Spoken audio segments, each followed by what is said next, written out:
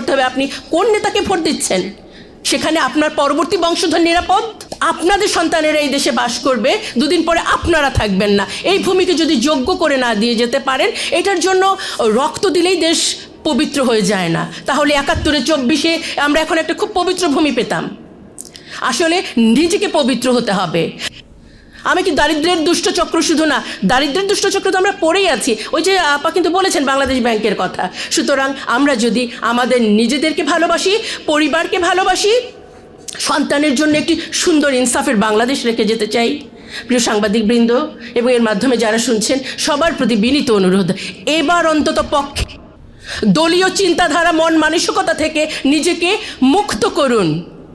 অরক্ষিত স্বাধীনতার মতো নয়, আমরা প্রকৃত স্বাধীন হতে চাই। প্রত্যেকটা মানুষ বাংলাদেশের এক একজন যোদ্ধা। আমরা হয়তো অনেকের নাম ধরে কথা বলি, আপনাদের নাম ধরে বলা হয় না। নিজেকে ভাবুন সেই একজন যোদ্ধা। ইনসাফের বাংলাদেশ গড়ার জন্য আপনার একার ভূমিকায় অনেক বিশাল হতে পারে। চলুন আমরা প্রত্যেকে একতাবদ্ধ হয়ে একটি সুষ্ঠু নির্বাচন যেন হয় এবং আমরা যেন যোগ্য নেতৃত্ব নির্বাচন করতে পারি, একতাবদ্ধ হয়ে সব। আপনি ভোট দেওয়ার সময় চিন্তা করতে হবে আপনি কোন নেতাকে ভোট দিচ্ছেন, সেখানে আপনার পরবর্তী বংশধর নিরাপদ। আপনাদের সন্তানেরা এই দেশে বাস করবে, দুদিন পরে আপনারা থাকবেন না। এই ভূমিকে যদি যোগ্য করে না দিয়ে যেতে পারেন, এটার জন্য রক্ত দিলেই দেশ পবিত্র হয়ে যায় না। তাহলে ৭১-এ ২৪-এ আমরা এখন একটা খুব পবিত্র ভূমি পেতাম।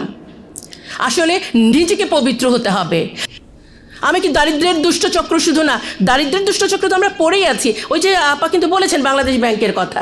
সুতরাং আমরা যদি আমাদের নিজেদেরকে ভালোবাসি, পরিবারকে ভালোবাসি, সন্তানের জন্য একটি সুন্দর ইনসাফের বাংলাদেশ রেখে যেতে চাই,